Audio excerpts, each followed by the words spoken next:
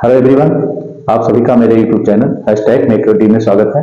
तो आज हम इस वीडियो में टूल की परीक्षाओं में पूछे गए रीजनिंग के कुछ प्रश्नों को सरल तरीके से हल करने की विधि बताने जा रहा हूं, कम समय में और आसानी से आप इसे कैसे हल करें।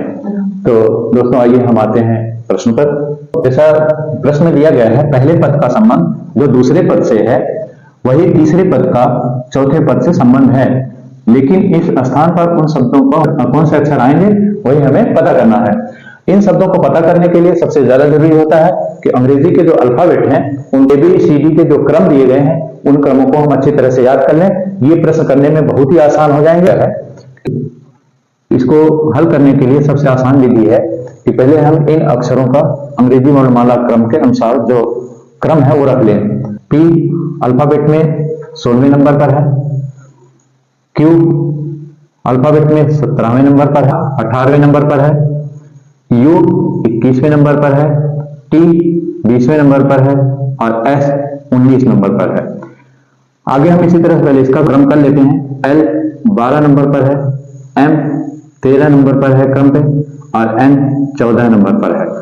अब हम इनके संबंध को, अगर हम अंतर को देखें, 16 से 21 के बीच में जो अंतर है उसे हम देखें, +5 किया गया है।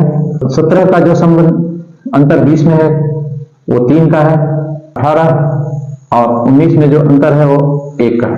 अगले जितना अंतर इसमें मिला है वही अंतर इसमें होगा। 12 में 5 जोड़ दें 17, 13 में 3 जोड़ दें 16 और 14 में 1 जोड़ दें 15। 17वां अक्षर है हमारे पास Q, 16 अक्षर P और 15वां अक्षर O, अर्थात यहां पर आना चाहिए था QPO। का आंसर D होगा। इसी तरह के हम आगे के और प्रश्नों को भी देखते हैं। दूसरा क्वेश्चन दिया गया है कि पहला पद का संबंध दूसरे पद से है, वही तीसरे पद का संबंध चौथे पद से हमें पता करना है। अब हम इसके लिए सबसे पहले इनके क्रम को डाल लेते हैं। C 3 नंबर पर है, E 5 नंबर पर, N 14, T 20, A 1, U 21, R 18। आगे A 1 नंबर पर, C 3 नंबर पर है, L 12, R 18, Y 25, S 19, P 16, H 8 number, O 15 number, P 16 number पर है। पहले पद के दूसरे पद से जो अंतर है उसको हम पता करेंगे। C और A, C 3 है और 1 -2 किया गया है, अर्थात A 5 नंबर है और A 3 नंबर है, इसमें भी -2 किया गया है। ये 14 नंबर पर है, N L 12 नंबर पर, इसमें भी -2, अर्थात हमें ऐसा लग रहा है कि हर सब में -2 किया गया है। जैसे 20 ये है, 20 में से 2 माइनस किया गया 18, इसी तरह से दिया गया है। अब हम अगले पद को ढूंढने के लिए हमारे पास आसानी हो जाएगी कि हम 8 में 2 माइनस कर लेंगे 6 हो जाएगा, और 15 में 2 माइनस कर लेंगे 13 हो जाएगा, 16 में 2 माइनस कर लेंगे 14 हो जाएगा। 6 नंबर पर है F, 13 नंबर पर है M और 14 नंबर पर है N। अब इसका आंसर D। आते हैं तीसरे प्रश्न पर। तीसरे प्रश्न में दिया गया है पहले पद का संबंध दूसरे से है, वही तीसरे पद का चौथे पद से संबंध हमें बताना है। पहले पद का दूसरे पद से संबंध पता करने के लिए हमें वही उसी ट्रिक से चलना है। सबसे पहले हम इनकी अल्फाबेट के हिसाब से नंबरिंग कर लेंगे। M 13वां अक्षर है, A पहला, G 7, I 9 और C 3। N 14 अक्षर है, C 3, J 10, M 13, H 8। W 23 है, I 9 नंबर पर है, T 20, C 3, H 8। पहले 13 का संबंध 14 से है, अर्थात इसमें +1 किया गया है। A का संबंध C से जो बताया गया उसमें, अर्थात इसमें +2 कर दिया गया है।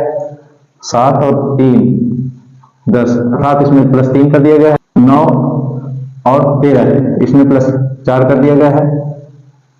3 और 8 इसमें +5 किया गया है, अर्थात सब में 1 2 3 4 5 प्लस किए गए हैं। उसी हिसाब से हम अगले क्रम को करेंगे। 23 में 1 जोड़ देंगे हम 24, 9 में 2 जोड़ देंगे 11, 20 में 3 जोड़ देंगे 23, 3 में 4 जोड़ देंगे 7, 8 में 5 जोड़ देंगे 13। 24 नंबर पर है x, 11 नंबर पर है k, 23 नंबर पर है w, 7 नंबर पर है g और 13 नंबर पर है m। इसका आएगा x k w g m, इसका विकल्प a सही है। क्वेश्चन हमारा, आइए हम आते हैं चौथे प्रश्न पर आते हैं। पहले पद का जो कोड किया गया है दूसरे पद में, वही तीसरे पद का हमें चौथे पद में पता करना है। तो सबसे पहले हम अल्फाबेट में इनका हम क्रम लगा लेते हैं। क्रम लगाने के पहले एक चीज और हम यहाँ दिमाग में रखें कि यहाँ पर अगर हमें जो पूछा गया उसमें 3 ही अक्षर दिए गए हैं, तो हमें यहाँ इन सब के का हमें क्रम लिखने की कोई जरूरत नहीं है, केवल 3 ही क्रम हम निकाल लें, अपने आप वहां हम पहुंच जाएंगे। ए 8वें नंबर पर है, ओ 15 और एल 12। उसी तरह से 3 नंबर यहां हम देख लें, ई 5 नंबर पर है, एल 12 नंबर पर है, आई 9 नंबर पर, एस 19 नंबर पर है, यू 21 नंबर पर, एम 13 नंबर पर। 8 को 5 लिखा गया अर्थात इसमें -3 किया गया है। 15 को 12 लिखा गया है अर्थात इसमें भी -3 किया गया है। 12 को 9 लिखा गया है, यहाँ भी -3 किया गया है। तो हम -3 इनमें करते हैं। 19 में 3 माइनस करेंगे 16, 21 में 3 माइनस करेंगे 18, 13 में 3 माइनस करेंगे 10। 16 अक्षर है पी, 18 अक्षर है आर और 10 अक्षर है जे, अर्थात इसका आंसर होगा पी आर जे। गलत सही है। नंबर 5 है। प्रश्न में दिया गया है कि Z B A Y D C F X F E W H G V J I. ऐसे प्रश्नों को हल करते समय हमें ध्यान देना है कि हर जगह कभी कभी ऐसा होता है कि हमें इनमें क्रम लिखने की जरूरत नहीं होती है, हम प्रश्नों को देख करके भी तुरंत दिमाग लगा सकते हैं। क्योंकि इसमें लिखा गया है A B C D E F G H I J, इसका मतलब के एल।